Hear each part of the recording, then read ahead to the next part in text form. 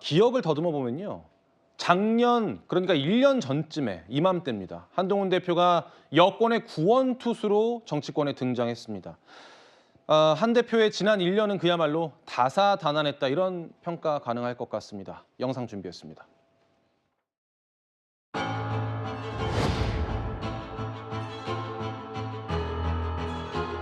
저는 선민 후사하겠습니다. 제 임기는 총선 이후까지 이어지는 것으로 알고 있는데.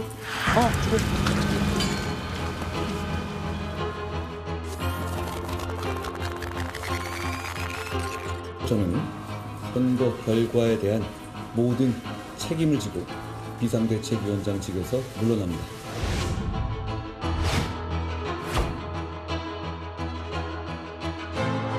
집권당의 비상대책위원장과 연구인이 사적인 방식으로 공적이고 정무적인 논의를 하는 것이 적절하지 않다고 생각합니다.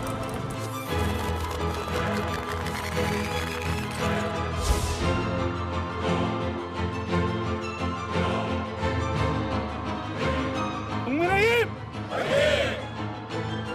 저는 당론으로서 탄핵을 찬성하자는 제안을 드립니다.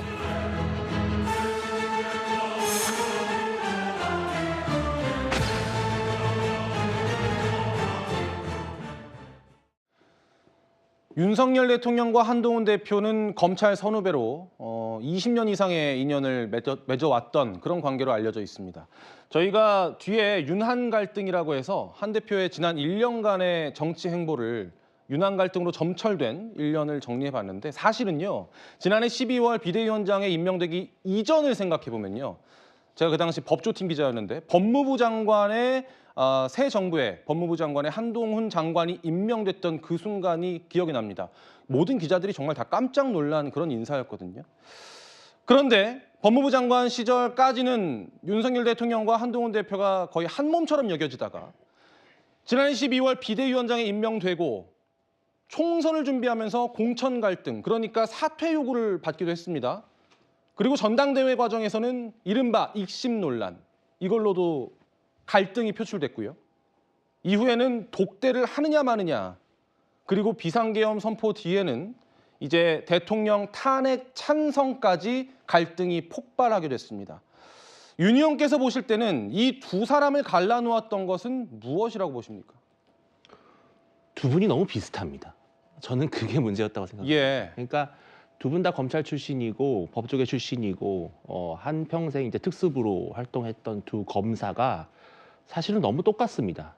한 명이라도 먼저 양보했거나 한 명이라도 먼저 다가갔다면 오히려 문제는 쉽게 풀렸을지도 모릅니다. 예. 근데 윤석열 대통령은 본인이 대통령으로서 집권 여당 대표의 뭔가 우위에 있다라고 하는 그러한 확고한 생각을 갖고 한 대표를 마치 부하 다루듯이 하려고 했던 게 문제였고요.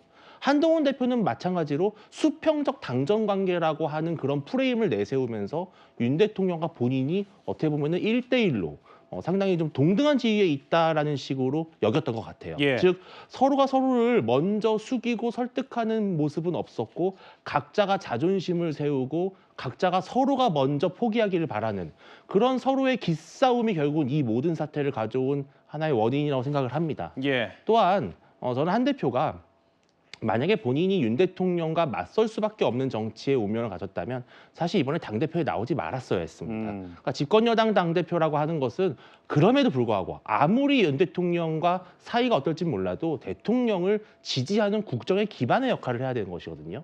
근데 본인이 대선 주자로서 본인의 원대한 꿈이 있다면 사실은 당을 이끄는 관리자 역할보다는 본인의 대선을 독자적으로 준비하는 홀로 서기를 했었어야 되는 것인데 저는 한 대표가 이번 7월에 전당대회를 나옴으로써 이 모든 사태가 상당히 비극으로 간 것이 아닌가 하는 그런 아쉬움이 있습니다. 알겠습니다. 지난 14일에 탄핵안이 통과된 이후에 있었던 국민의힘 의원총회에서 그야말로 아수라장이 벌어졌다 이런 보도가 많이 나왔습니다. 그런데 아이러니한 건요. 결국 한동훈 지도부 체제가 해체 수순을 밟게 된 것이 친한계가 돌아섰기 때문이다 이런 분석이 나옵니다. 이 전 의원님. 장동혁 최고위원 그리고 진종호 최고위원이 어떤 따로 논의하지 않고 사퇴 의사를 밝혔다는 거 아닙니까?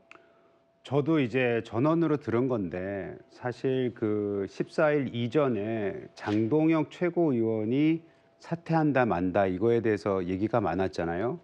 근데 그 직전에는 장동혁 최고위원이 관두더라도 탄핵이 가결됐을 경우에 아마 월요일 최고위원 때까지는 기다릴 거다 이런 설이 많았어요. 예.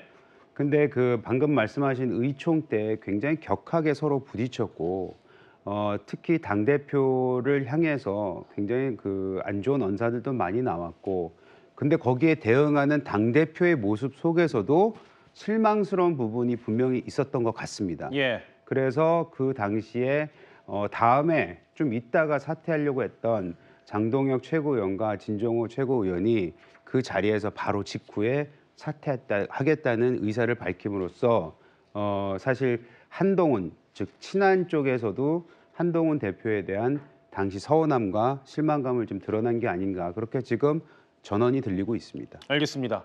이제 관심은 국민의힘 지도부를 어떻게 수습할 것인가입니다. 친윤, 권성동 원내대표 선출로 당의 주도권은 이미 친윤계로 넘어간 상황인데 향후 그럼 비대위 체제가 어떻게 구축될 것이냐. 지금 물망에 오르고 있는 사람들은 중진 의원 중심으로 물망에 오르고 있습니다. 권영세 의원 5선, 김기현 의원 5선입니다. 김무성 전 새누리당 대표, 김황식 전 국무총리, 역시 5선의 나경원 의원, 그리고 원희룡 전 국토교통부 장관입니다. 이 질문을 여당에 드리는 것보다는 야당 쪽 전망을 한번 듣고 싶은데요. 김 전 대변인께서는 어떻게 평가하세요? 비대위? 글쎄요, 뭐 지금 비대위가 몇 번째 비대위인지 손꼽기도 좀 어렵지 않습니까? 22년도에 윤석열 대통령이 대통령에 당선되고 난 이후에 이준석 대표를 그 시작으로 해서 권성동 직무대행, 주호영 비대위원장, 권성동 직무대행, 정진석 비대위원장 등등등 하다가 결국 한동훈 대표까지가 12번, 이제 11번째. 이번에 이제 비대위원장이 되면 12번째 비대위원장이 되는 것인데, 이걸 이제 지금 오늘 좀 전에 그 4선 이상의 중진 의원들이 모여서 이제 1차적으로 결론을 낸 건 외부에서 영입하는 것보다는 당내 인사로 가자라는 쪽으로까지는 합의가 어느 정도 중지가 모인 것 같습니다. 예. 그렇기 때문에 지금 권영세, 뭐 김기현 전 대표, 또 김무성 전 대표 뭐 얘가 나오는데, 제가 볼 때는 지금 뭐 이제 김무성 전 대표 쪽으로도 한동안 또 얘기가 어젯밤 사이에 나오다가 그게 뭐 또 다른 쪽으로 얘기도 하고 권영세 의원 쪽으로 되는데, 지금 저기에 나오신 분들 6분 중에 누가 맡아도 뭐 다 할 수는 있겠죠. 그러나 저는 저 6분 중에 누가 맡아도 이 국민의힘의 변화와 쇄신을 이끌어낼 비대위원회는 안 될 것이다. 예. 단순한 관리형 비대위로 갈 수는 있을지 몰라도 쇄신형 비대위를 만드는 건 불가능하다. 이런 한계점이 일단 있어 보이고요. 예. 저분들 중에서 아마도 지금 그 헌재의 그 탄핵 그 소추안에 대한 결정이 심리가 뭐 언제 나올지 모르겠습니다만, 나오게 되면 또 바로 만약에 인용이 되면 바로 조기 전대까지 가야 되는, 그래서 앞으로 6개월 동안 대선까지 관리할지도 모르는 지금 그 지도 체제를 만들어야 되는 상황이라, 그동안의 경험이 좀 풍부했고 또 야권하고의 어떤 정도의 소통이 좀 가능하고 뭐 나름의 당내에서의 리더십을 형성할 수 있는 이런 분으로 하겠다. 근데 여기서 지금 또 대권 욕심 출마가 가능성이 있는 분들은 또 빠져야 되는 상황이잖아요. 그렇다 보면 사실 이제 한 2-3명으로 압축되는 상황이라 이 부분에 대해서는 조금 더 지켜봐야 될 것 같습니다. 알겠습니다.